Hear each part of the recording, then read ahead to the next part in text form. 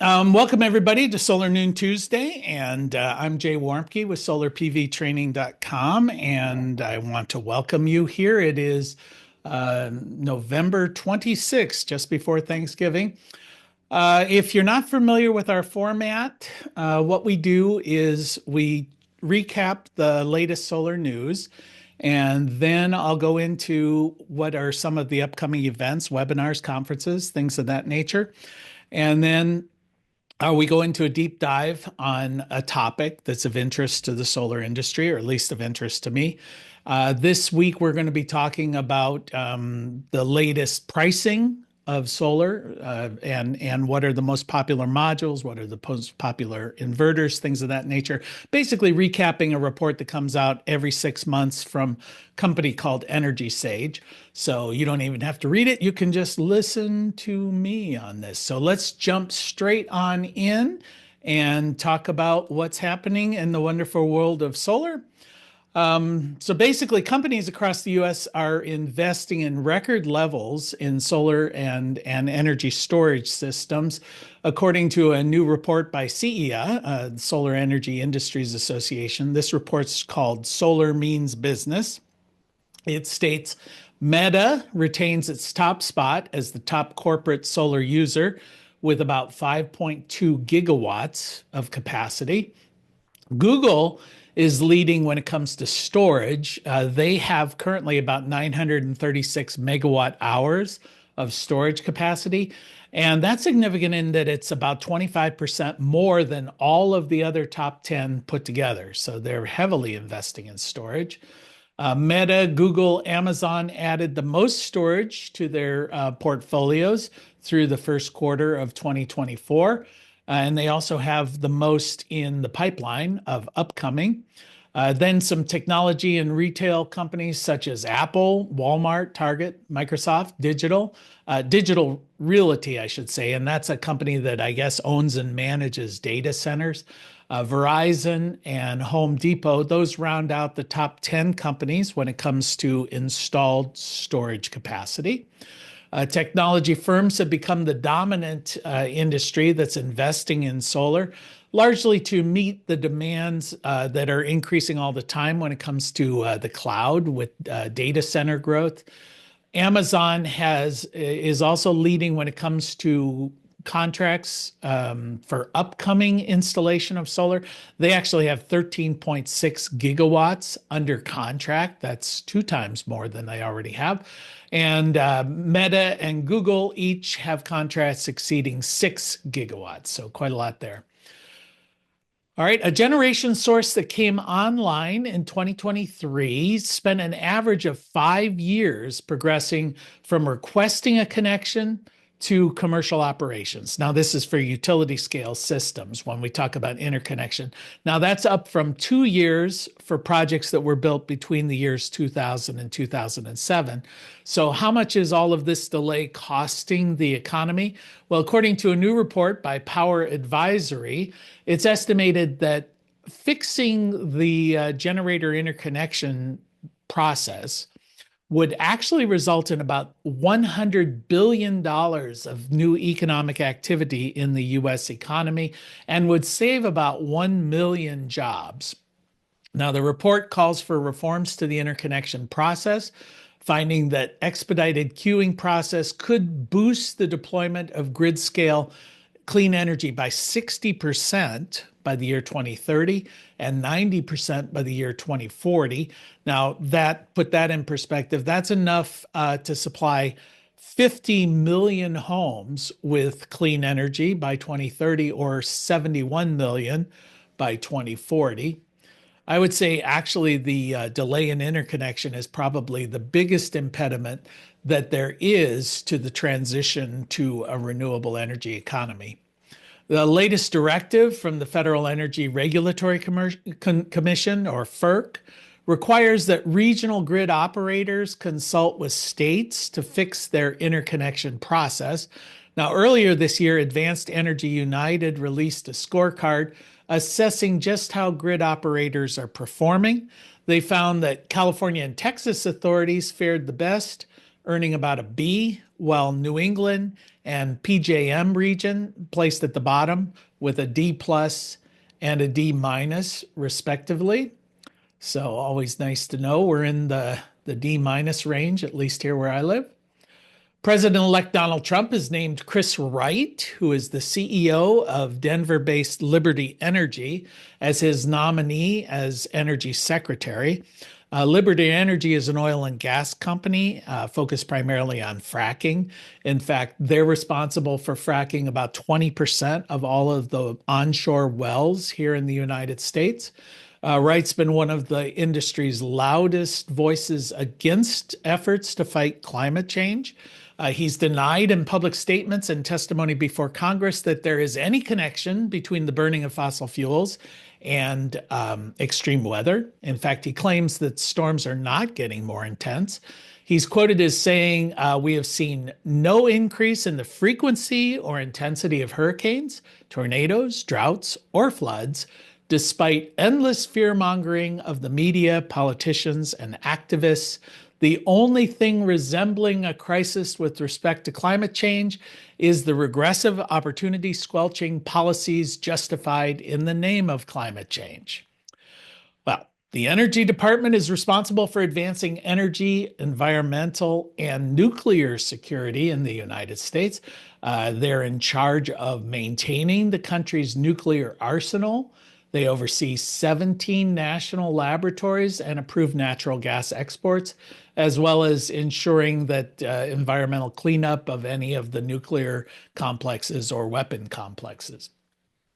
So good to see that's in safe hands. Last week, the U.S. Department of Treasury and the IRS released final regulations for direct payment provisions on the Inflation Reduction Act, or IRA, that's designed to help entities that are entering into partnerships looking at obtaining these tax credits. Prior to the IRA, many entities like state, local governments, public school districts, rural electric co-ops, anybody who was tax exempt, they could not benefit from the clean energy credits that were available for installing solar or any of these renewable energy systems because they didn't pay federal taxes. So they could not take part in those tax credits. The direct pay option then that was in the IRA allows these nonprofits to receive what would have been a tax credit, but they receive it as a direct payment, essentially a grant from the U.S. government for the amount that the tax credit would have been.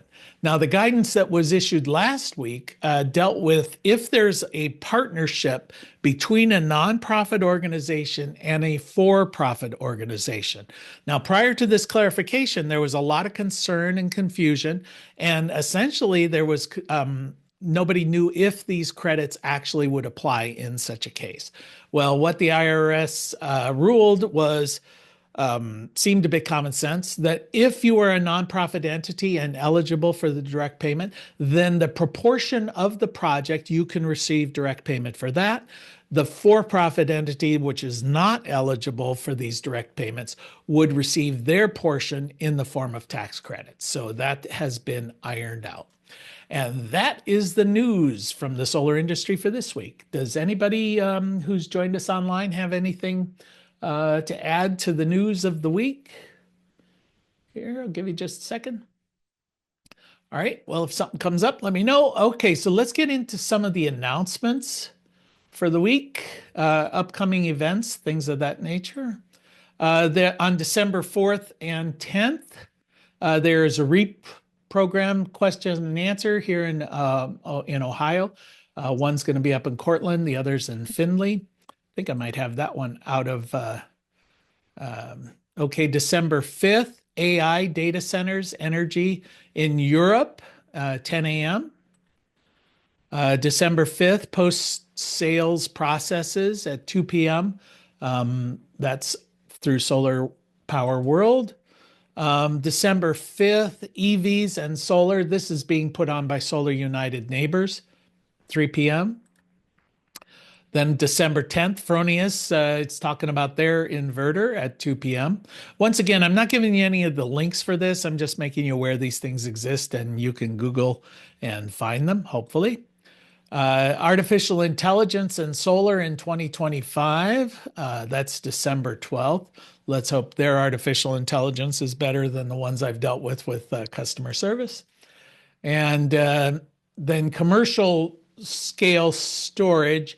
This one, this was one of those titles that doesn't tell you anything.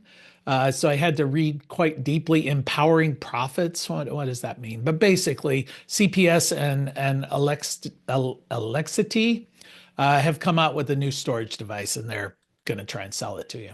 But that's for larger commercial systems. So it could be interesting. Sungrow's 200 kW string inverters. This is another very sales pitch, but oftentimes if you're looking for these products, they're quite helpful. And then PowerGen is going to be having a conference in Dallas, Texas, February 11th through the 13th. And InterSolar will be coming up in February as well, out there in San Diego. And NABCEP conference in March. If you are interested in attending the NABCEP, I know the last 3 of these conferences have sold out. Apparently there is an attendance limitation. So if you're wanting to get out there, best to register early. And I think, Wilden, you had a conference that's coming up that you wanted to make a quick announcement about. Yes, thank you, Jay. January 14th, Troy, New York. It's the New York Solar Energy Society Solar 2025 conference. We are networking together in person because of, well, the uncertain policies. And of course, we got the C minus in the chart that Jay showed you for the NISO. So there you go. We would love to have you all come. Okay.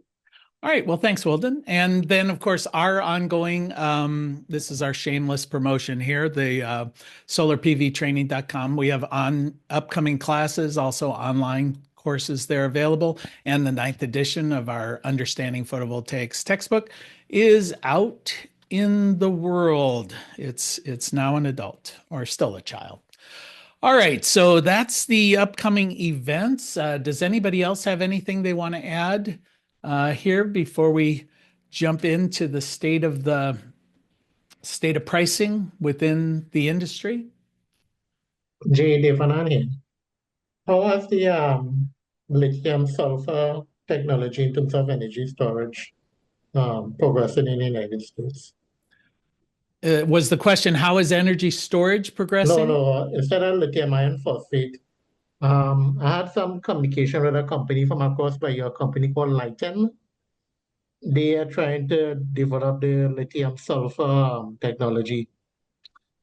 So they indicated they want to do a 500 kilowatt prototype soon on a container system. But I don't know how the lithium sulfur in the United States, how has that technology kind of material? To me, it's still kind of still early days.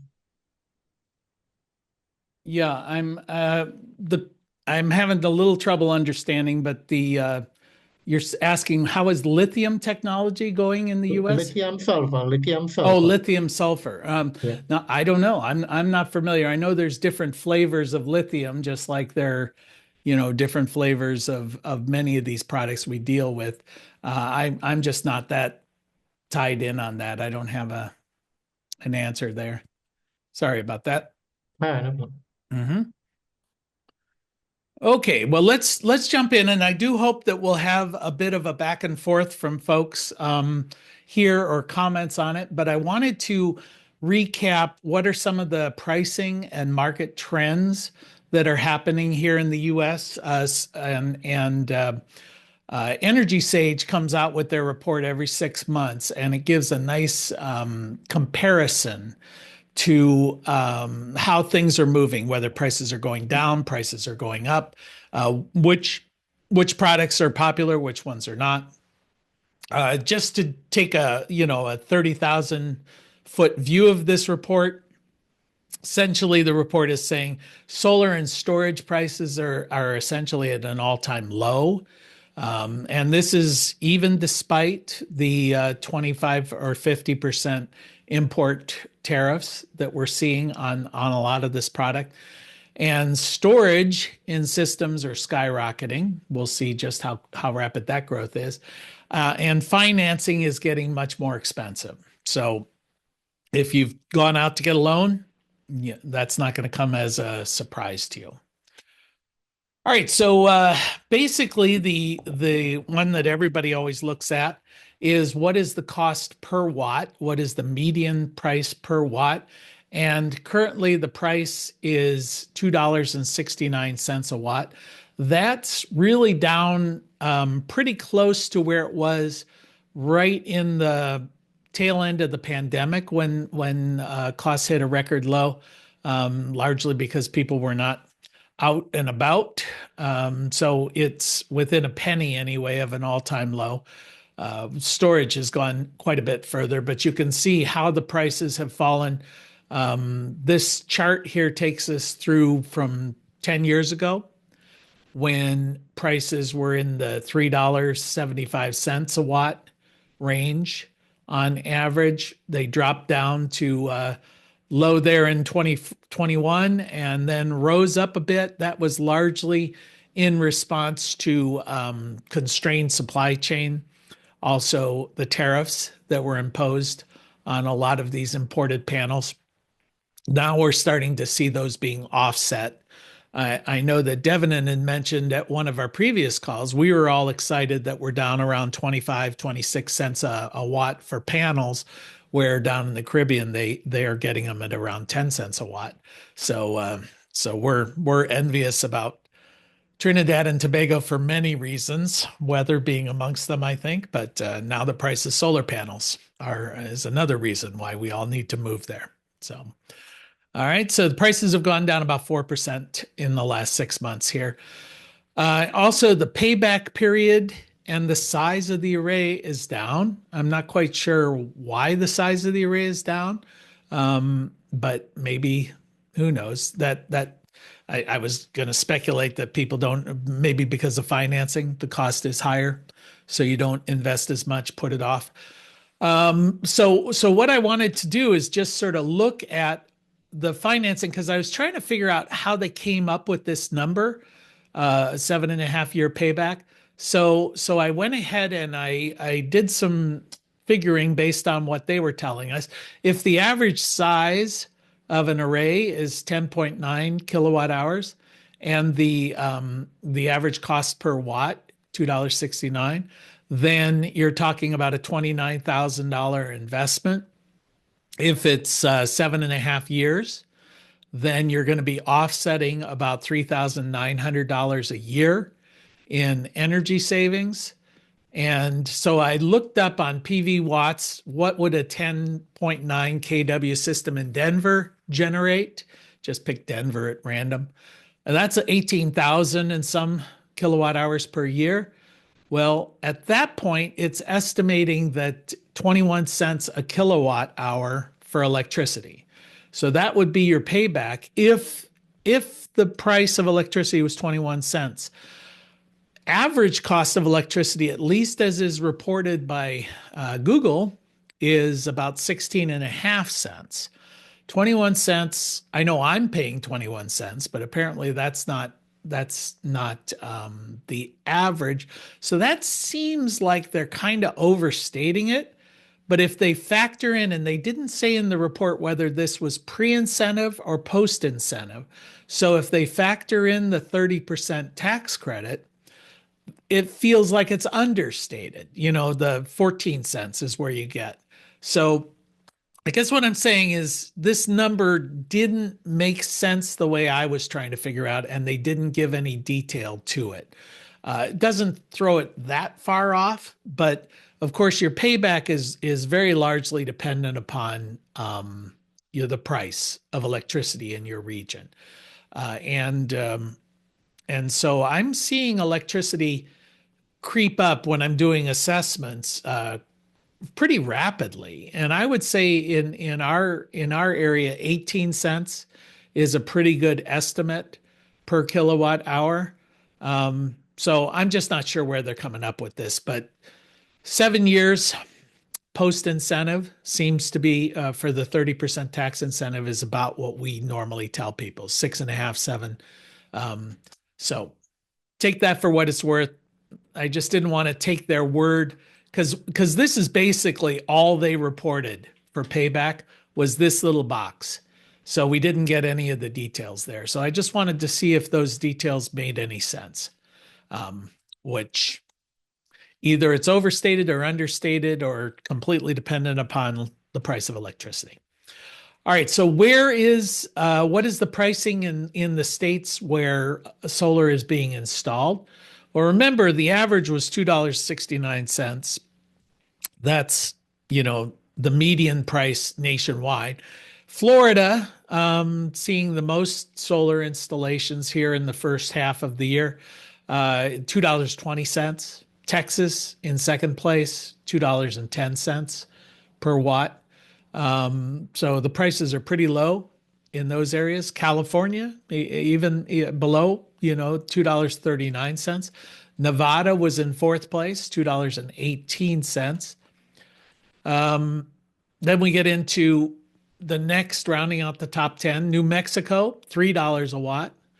Ohio, 270. So I'm interesting that Ohio is in sixth place as far as solar being installed. And I'd say, just from my experience, I live here in Ohio. I think that's a pretty accurate number.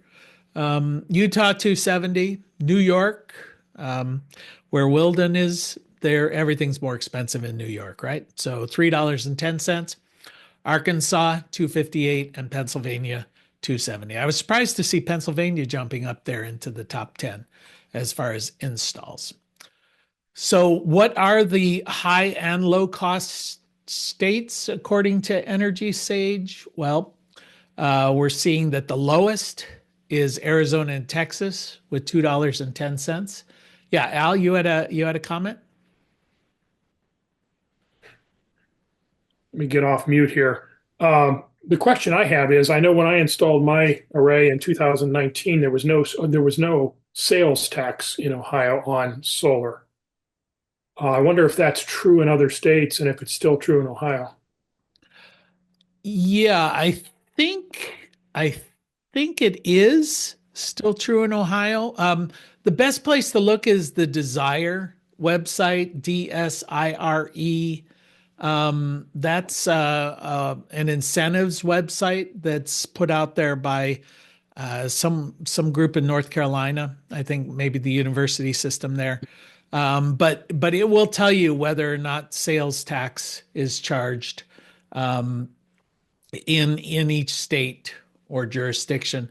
There are a lot of sort of incentives that are very localized. Like a lot of states will say that they will not assess additional property tax for the system being installed. So, but it's not universal. I know that it's not universal across the United States. It's a state by state kind of thing. So, all right. Yeah, that's going to make a difference of what, 7.5% here in Ohio, anyway. And a lot more in New York. Yeah. Yeah. And not so much in Alaska, where I just was. It was interesting. Everything you bought was exactly the price that it said it was, because there is no sales tax. All right. So this is so we're seeing Rhode Island as the high end. So the Northeast, all of those darker blue are going to be the high cost states. And as you would expect, larger system, lower cost, essentially. Although I would say from this, there seem to be sort of two dropping off points. You'll see once you get 4 kW or bigger, it drops pretty dramatically from a very small system. And then it holds steady pretty much until you get up around the 11 kW system. I was curious, and they didn't explain why an 8 or 9 kW system would be more expensive than a 7 or 8 kW system. That felt strange, but who knows? Just probably an anomaly within the statistics that they were gathering up. So, Jay, I wonder if that has to do with inverter size. Because I know I've been told if I want to add more panels, I'm going to have to add an inverter. That might be the case, yeah, because oftentimes you're going to find, the two most common inverter sizes that I've seen out there are 3.6 and 7 point, um, well, 3.8 and 7.6, because that's what connects to a 200 amp or a 100 amp under the 120% rule.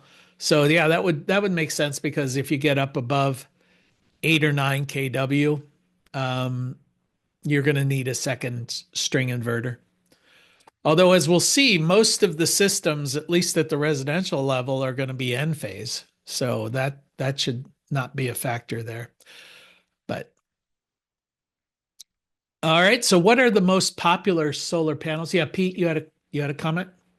Yeah, Jay, I think you're on the right track there. With the 200 amp service, which is the largest you find in most homes, to exceed that 7.6 kW, you'd end up increasing the entrance service and the circuit breaker box. I think that's where the money goes Yeah. because you have to move up from 200 amps, which is big in most homes. So going bigger would cost a great deal of money. Yeah, and that's another point that prompted because for those smaller systems, you can typically do a load side connection, which is just going to be slapping it into a breaker in an existing box. But as Pete mentioned, you might have upgrades to your electrical, but if you don't, you're going to have to do a supply side connection, which is going to involve bringing in an electrician, turning off your service, making a tap into it somewhere, on the supply side of your main, between the main and the meter. So yeah, that would definitely add some cost there. All right, so what are the most popular panels? To me, this is kind of, I don't know. They report on this every time, but I maybe I can take the temperature of the group that's online here. Does anyone really care what panel they're installing? I mean, the panels seem pretty generic to me as long as they've met all of the different certifications that are required. I know some of them will talk about like what's the one that's all the time out there as highest quality, VSUN, I guess it is. VSUN is the one that claims to be, super high quality. But is there anyone online who really has a preference on this? Feels like it's a Diet Pepsi versus Diet Coke kind of thing. Well, from speaking from the Caribbean wise, we buy most of our PP modules out of China. So companies that are not mentioned here, like Longi, Jinko, those are quite popular. And because again, it goes back to the cost per watt. Yeah. Yeah. Mm, So you're buying them based on price yeah. mostly, right? Yeah. I've seen Longi and Jinko around here quite a lot. I'm surprised they're not on the list there. That I run into those. But yeah, I think most people do just look at the price, look what's on sale. Of course, they look at certification for sure, but to me, this is just, I don't know. It will probably be more of an indication of pricing structure for panels as opposed to if somebody's actually getting brand recognition there. But I guess what you can tell from this is over the last few years, we have gotten more players capturing a significant amount of the market as opposed to, so there's more diversity there amongst manufacturers in recent years as opposed to 3 or 4 years ago. So that's probably a good thing. The one that I do find interesting is the inverters. And again, remember, this is primarily for residential systems. So the inverters here, the real key thing, and I've seen this playing out in the marketplace as well. It used to be Solar Edge was the dominant player, and Enphase was in second place. But Solar Edge has just fallen off a cliff. They're gone from just 4 years ago. It looks like their market share was somewhere around 30% or so, and now they're all the way down to less than 10% of the residential marketplace. At the same time, Enphase has continually increased their share of market within the residential up to, oh, I don't know, it looks like about 65, 70%, somewhere in there. So that's significant. And I guess in my own preference, uh, my guess is everybody's making these decisions similarly to how I would be. Yeah, end phase is a little bit more expensive up front, but customer support is good. The quality of the product is good. There's Solar Edge had a lot of issues with quality, a lot of inverters needing to be replaced. Their customer service got to be, you know, combative sometimes. They didn't even they wanted to claim that their product wasn't failing when obviously it was, that kind of thing. So I think a lot of companies have just said, you know what, I'm not even going to install it. It's just not worth the hassle. So we see Enphase moving up. Tesla is definitely jumping up here. And I think some of that has to do with, if we look back at the solar panel brand, um, nope, that wasn't it. I thought Tesla had a solar panel there. All right. So, oh, I know what it is. Yeah, it's the batteries. The batteries coming up. Tesla is getting a bigger market share. So I suspect people are buying a Tesla battery and the Tesla panels under this mindset that they must work in combination. They're under the same brand name. So I don't know that that's, or maybe they've dropped their prices, something like that. I'm just not that familiar with Tesla. But Enphase definitely, as far as inverters. The other one, Hoy Miles, which is such a weird name. It's microinverters. They've had the 4-panel, 2-panel, 4-panel microinverters. So they're definitely making inroads. I think their pricing is really good. But it seems to me somebody was saying they can get them in Mexico quite cheap. I'm not sure if that's, I don't know. Does anyone know, is Hoy Miles a Chinese company? Is that why we're seeing import issues there? Anyway, apparently not, or at least nobody knows. Jay, Okay, yeah, it is Chinese. it is Chinese. So that's why the folks in Mexico were doing it like crazy, because the cost, we're seeing what, a 50% import tariff. So, and in theory, Enphase is now doing a lot of their production domestically. They are based in the US, but I think they were assembled in Mexico for a long time, but I think they've moved their plants onshore. These are market share values in the United States. Yes, in the United States, in the Only. residential market. So it wouldn't probably have anything to do with what you're doing down there in the Caribbean. No, no. I know Enphase has been looking at the Caribbean because I had some recent conversations with them about supporting some of the grid voltages in Trinidad and the other Caribbean islands. So they recently, there's something they're trying to expand into. But being in Trinidad, we deal with products all over the world. SMA in the United States, but Cronus, DYE. So that figure where mark others, that might change a bit from where I sit in. Yeah, I'm surprised that SMA and Fronius, for example, are not more prevalent there. So, but it's definitely, for the last few years, has been a battle between Solar Edge and Enphase. Looks like Tesla is trying to jump into that market.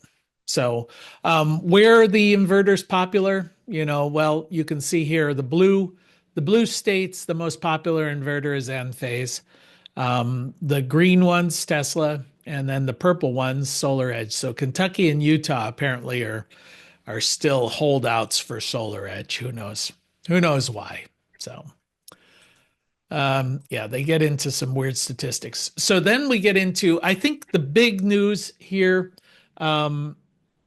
is that storage is becoming much more affordable, and therefore it's being installed much more often.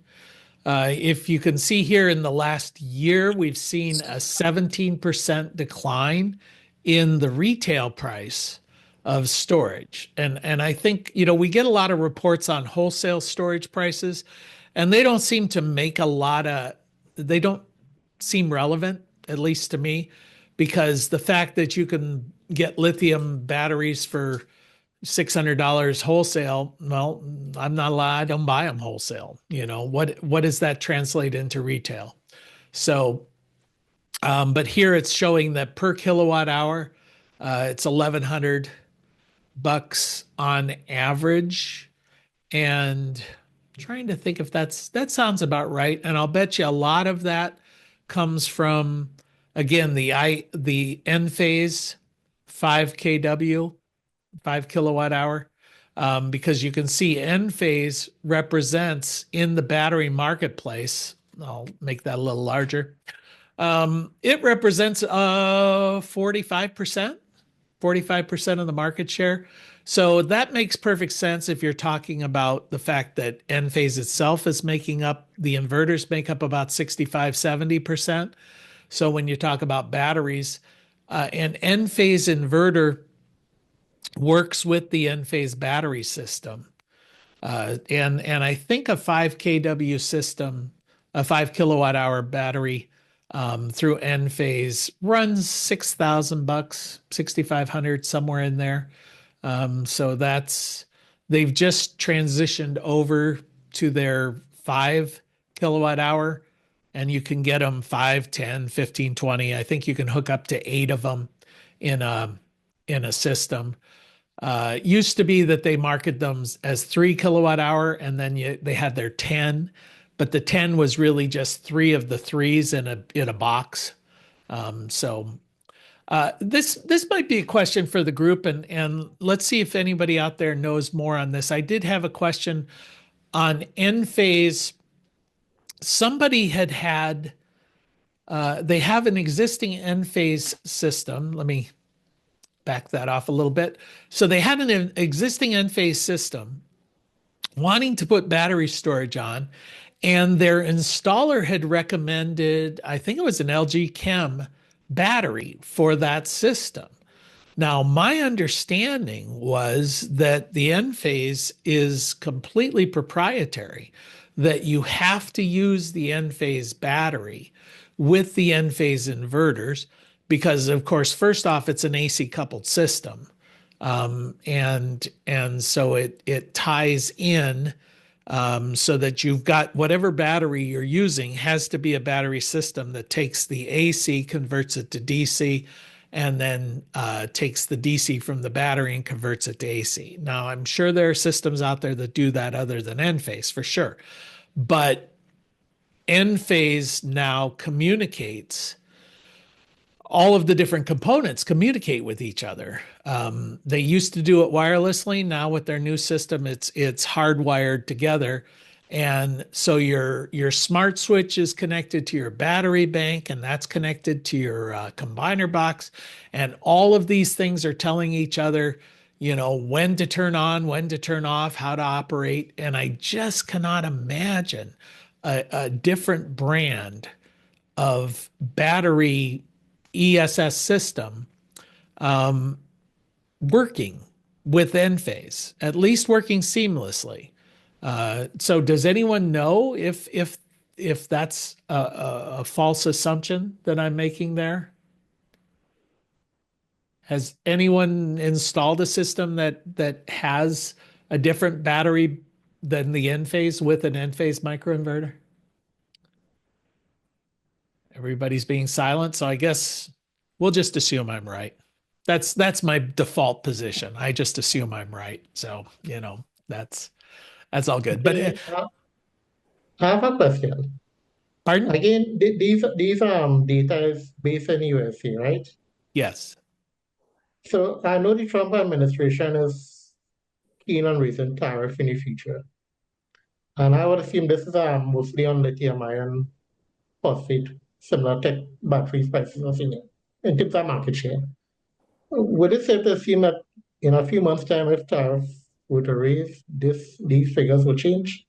Because they would be importing the lithium itself from China or those countries, and those will be impacted by tariffs. Yeah, well, they're already affected by tariffs. So I don't know that the Trump administration is going to make a difference. The Biden administration had put in a 50% tariff on imported lithium ion batteries. So I think a lot of that's already factored in, which might be right why our battery prices are still pretty high. Um, but there are a lot of battery manufacturing facilities that are supposed to be going online, but I don't think that our marketplace has seen a result, of that yet.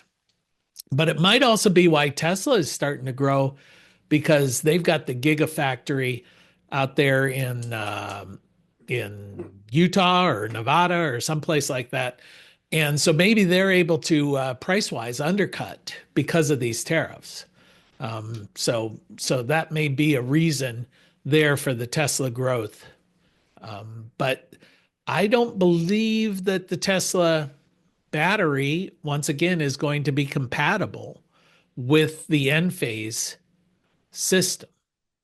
Um, or it may be that you can get a compatible battery, but it would not be able to have any of the communication functionality. So that would be, so then I guess somebody could come out and make a third party workaround, for that. I'm sure there's that option there, but I've just not seen such a thing yet. Um, who knows that? All right. Yeah, I think that's interesting there. Oh yeah, price difference, and I guess that gets to the fact that Tesla is definitely now the low cost option. So that I guess would be because of the tariffs, because there is a 50% tariff on all Chinese imported battery packs, and I assume most of these batteries use Chinese product. They dominate that industry.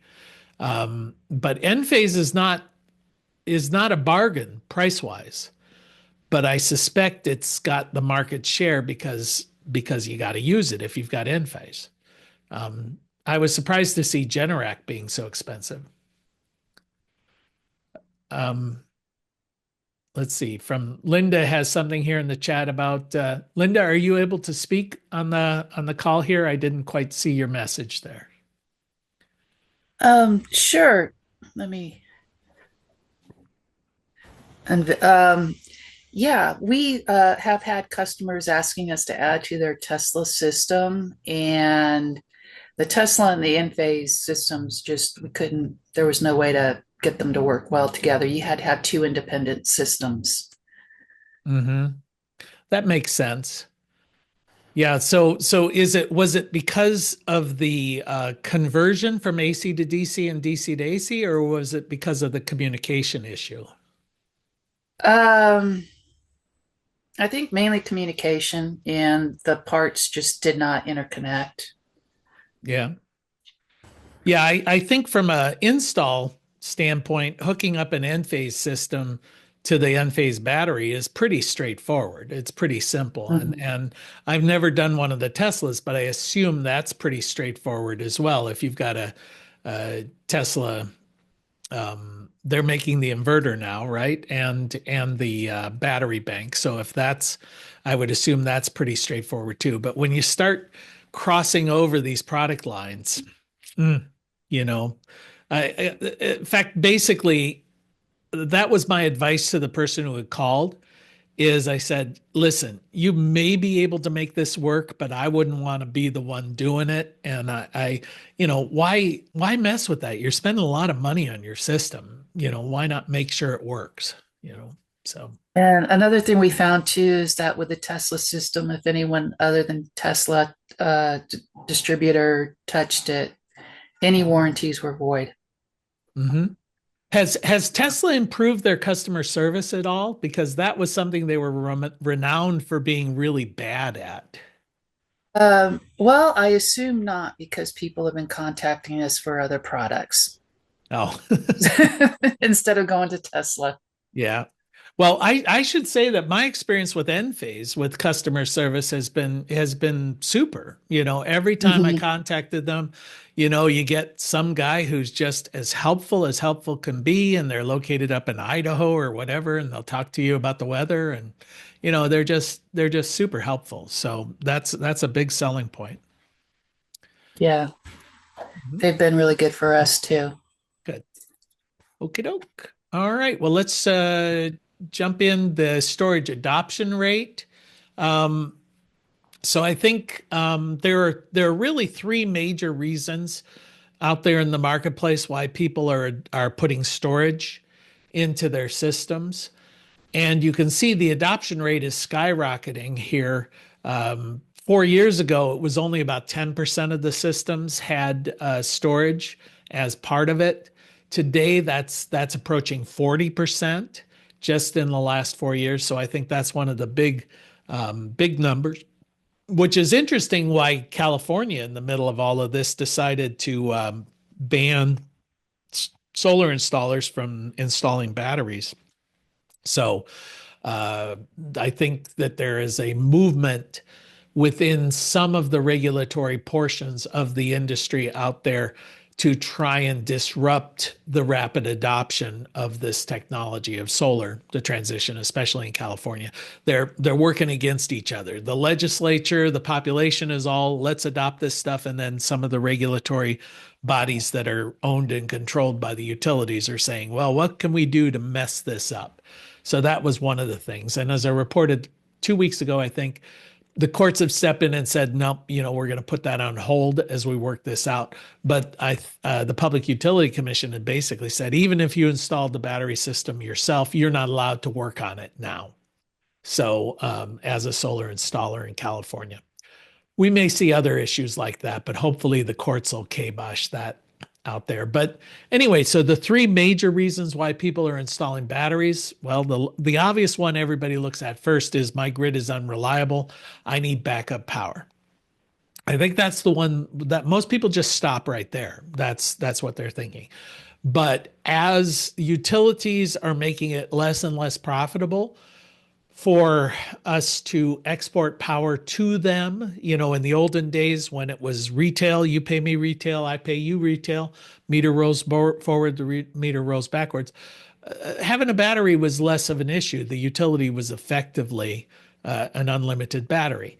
Well, now if they're only going to pay you 5 cents and you got to pay them 20, you want to go towards self consumption or self supply as much as possible. So that's another reason. Why should I sell it back to you for 5 cents and then buy power later at 20? Why don't I just store it and use it? That becomes a big issue, a big reason for going with batteries. And then of course, savings on utility rates. So this comes into play during in areas that have time of use pricing. So you would use your battery when prices are high during peak load demand, and then you would recharge that battery either from your solar array or from the grid when prices are low. And that's a third reason why people have it. And I guess a corollary to that is if you're a commercial entity and you've got demand charges. And the demand charges are essentially you pay a rate based on the 15 minutes where you have the highest level of consumption during the course of a month. And those demand rates can be really high. So if you've got a couple of big loads that only run infrequently, it would make economic sense for you to install batteries, and then you would go ahead and run the load off the battery to level your load, so the demand charges are less. Um, Anyone doing battery systems off grade? Somebody asked that with or without Enphase. With, I didn't see. I heard Enphase allows that. I'm just glancing at the chat as I was saying that, but I've never seen or heard anybody using Enphase in an off-grid mode. Technically, it's possible, but I don't know. The only off-grid ones that I've done of any size are using Solarc, which is a good system, and that can be on grid or off grid. Okay, so those are the three reasons. Well, one thing that I noticed here is those reasons didn't really dramatically change between this year and last year, but the adoption rate shot through the roof. So my assumption is the reason for adoption is more economic than any changes in the marketplace based on this data. So I think we're going to just see that as the prices of these lithium ion batteries come down, the adoption rate is going to just go up, simple economics. Amazing how that works. And I did find this interesting out of the report. What is being backed up? So it's like whole home. Almost 50% of these systems are whole home backup. So that may be that they're relatively small systems, so you can back up your entire home. But from conversations I've had with folks, people who are installing these systems today are still kind of first adopters. So they tend to feel like they can manage their own load consumption. So if we have a period of time where it looks like the grid's going to be down for a while, they feel confident enough that they can manage through that load. Then there's partial home backup. But then you get into this is a totally off-grid system, only 3%. I'm not quite sure what the no backup functionality with batteries is. Maybe it's only for load leveling or only for self-consumption. Maybe they don't really, but I don't know why you would do that. Dynamic loads, I did look that one up. Essentially, that's if you've got an active load management system in your home, and then you can vary the loads. It's not whole home, it's not partial home, with a traditional critical load panel. It's dynamically managing which loads you want to back up on a real-time basis. So apparently that's becoming more and more of a thing. Then loans, well, the only takeaway here is financing is going up. So really in the 2 years, the cost or the percentage of financing has 2.5 times what it was. So that only will mean more expensive systems to those people who are trying to finance them. And I think that's everything from the Energy Sage wrap up. Does anybody have any comments or anything they want to add to it before we call this a day? Ralph, you got a question there? No, just a comment. One of the things about that, I think, was the Solar Edge. I did notice when I was comparing that with the number one on the list was apparently they're manufactured in a different country, and it might be outside the Overton window to mention the country because of the correlation. Yeah, I know that Solar Edge is an Israeli-based company, and some of their original quality issues, because Solar Edge was going great guns, and then they started having problems with their inverters failing. And sometimes we've had people on the calls who have had 2 or 3 inverters, one after another. They've just had to have them replaced. Well, they're under warranty, but it's still a real pain. But my understanding from reading the literature is they had decided to outsource a lot of the manufacture to, I think it was Turkey and Romania. Okay. And the quality controls just sort of were laxed. And I think that's kind of killed their business. Because you usually think of Israel as being like Swiss type of sort of synonymous. In fact, it's high quality. Yeah. Yeah, but I think they tried to get cheap, as far as outsourcing it to Romania or something, and it caused them problems. Okay. So. Any other comments from the group? All right. Well, hearing none, I hope you guys all have a nice Thanksgiving, and we'll see you guys next week. All right. Take care. Bye-bye.